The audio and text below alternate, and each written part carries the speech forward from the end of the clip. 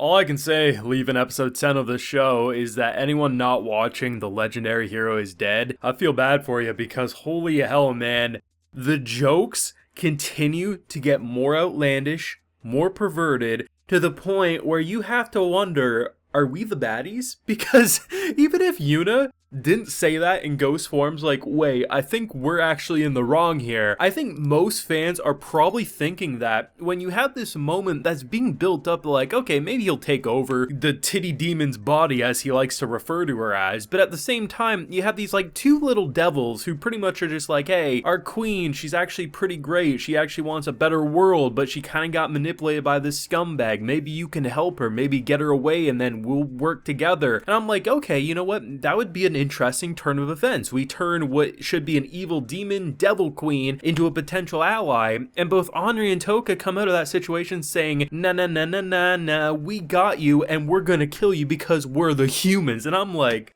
I kind of feel like we're the bad guys in this moment. And then you add in the extra punchline at the start where you have Yuna's father come in basically saying, transfer over to the Church of Tits, and they shake hands, and goddamn, seeing where our boy goes over the course of this episode, yeah, I feel like we might be the villains at some points, but damn, what an episode of The Legendary Hero is Dead. Now, full live reaction to this episode is available on my Patreon. If you do want to see my full uncut thoughts as I watch and laugh this episode, it's a good show, man. I'm liking it more and more. Last week, really good character development, really showing how you can blend ecchi meets actual storytelling. And this episode, the brakes are let off. We don't even touch the brake. We put our full foot on the gas and we just drive in full speed. And seriously, there's some moments that catch me by surprise, like the fact that our boy gets stabbed in the head, and I was like, oh shit, I mean, he's not gonna die here, but I legit bought into her betraying in this moment. And when she initially puts him over her shoulder, I was like, oh, wait a second, this is all part of the play. She's gonna, like, infiltrate in, he'll be just fine, but the idea of putting him back in his normal body was a bit weird at first. I was like, oh man, I'm not really believing what I'm seeing. But to see him back in his body, the limitations, I mean, he's bleeding, he's passing out, he doesn't really have full control. I mean, he's been doing a hell of a lot in other bodies, and seemingly it's catching up. So they have some pretty fun, shocking moments, but the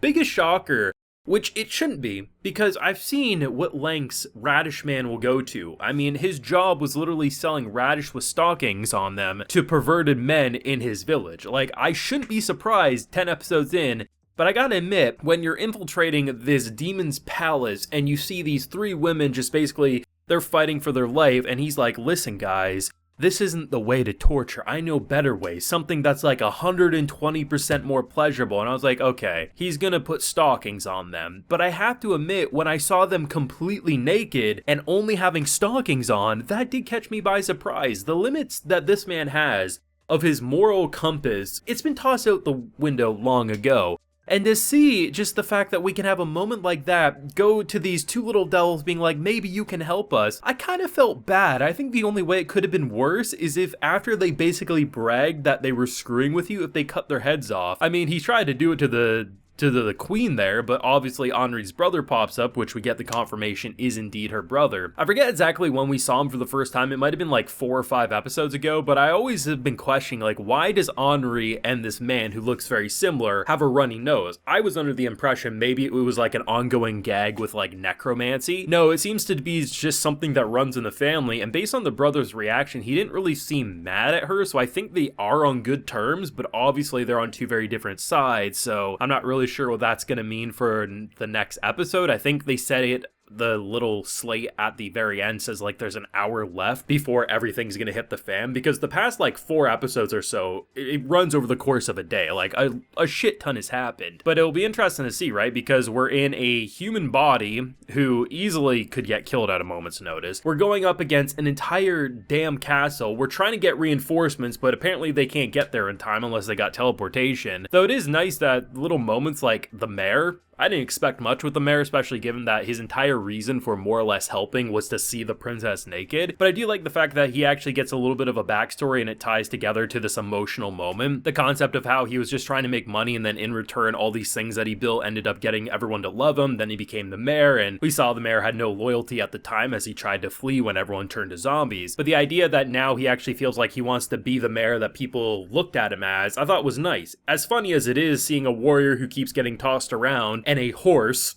no idea why the horse was there, but it was nice. It was an emotionally funny moment that kind of ties together that is still an important plot point even if they're not always on screen. The biggest kicker was I literally said out loud when watching this episode, hey, I wonder if we'll ever see Kyle again, because we always see Kyle in the opening, and here we see the streaker. He gets arrested, and as much as you know, he still wants to kill the legendary hero. He wants to kill Henri. It was kind of a surprise for me when he's like, I'm also going to kill the 4 generals here. I was like, damn, bro, you just, at first, when the show first kicked off, Kyle actually didn't seem like the worst idea for being the legendary hero. He had the skills, he had the capabilities, but shit, man, he's turned into a bad villain. But honestly, I'm glad he's back. I'd rather have him on screen than not have him at all. But seriously, this ending is heating up rather well. We have the fear of what's going to happen to our girl's body. She has like maybe an hour left, give or take. We now have her in spiritual clothes form as Gramps hooks her up with maybe a slutty outfit, but it's probably better than being butt naked. I like the fact that they're hitting all the spots that has kind of made the show what it is. What started out as a ludicrous, ridiculous show that made us laugh every step of the way has turned into a show with a pretty decent hero plotline, and as I said a couple episodes back when he was talking with the sister of his reason for going to basically hell and back, it's a lot more believable for a character like Toka to be doing this for a more selfish reason. I want to protect and help my childhood friend than just, I'm now the legendary hero, I have to rise to the occasion. That's not who he is, at the very least, just yet. Over time, he will become that mindset, especially if the sword did indeed choose him. But as it stands, it's been a short amount of time for a perverted mess of a character who pretty much gave up on humanity after kind of humanity gave up on him. It makes a lot more sense for a character like that to be doing that for a specific person rather than a grand goal. And I think if he does succeed with this goal, that will be the first major stepping point of actually becoming a legendary hero rather than the perverted mess of a character we currently have. I mean, I assumed I'd like this show based on how much episode 1 made me laugh. I mean, the idea of a joke of Kent keeping his sword hard, it was a pretty great joke to sell me, but the thing that truly has surprised me over the past handful of episodes is how much I actually like the characterization and, most importantly, the twisting of a hero story on its head. At this point, it doesn't even feel like it's trying to hit any of the basic cliches you see in these series, but rather it's doing its own thing, and in doing so, it's actually become one of the more impressive kind of hero fantasies I've seen over the past couple of anime seasons, and honestly, if they make a season 2, I'll be right here watching it, but let me know what you thought down below, because I thought this was, as perverted as it was, had some great moments. The mayor stuff was really nice to see. Kyle returning, I mean, are we the villains moment? A lot of good stuff, so let me know what you're feeling down below. Leave a like if you enjoyed, subscribe if you're new around here, of course ring that bell so you can get notified when I upload more Legendary Hero on the channel. And as I mentioned, we do have a full live reaction to this episode available on my Patreon, and while you're there, you'll also get a video shoutout. So today, we have Dark Car Killer 666, Migs 021, PK, Luke, and Darthwin Wright. So I appreciate the support, everyone. Please take care and have a good one.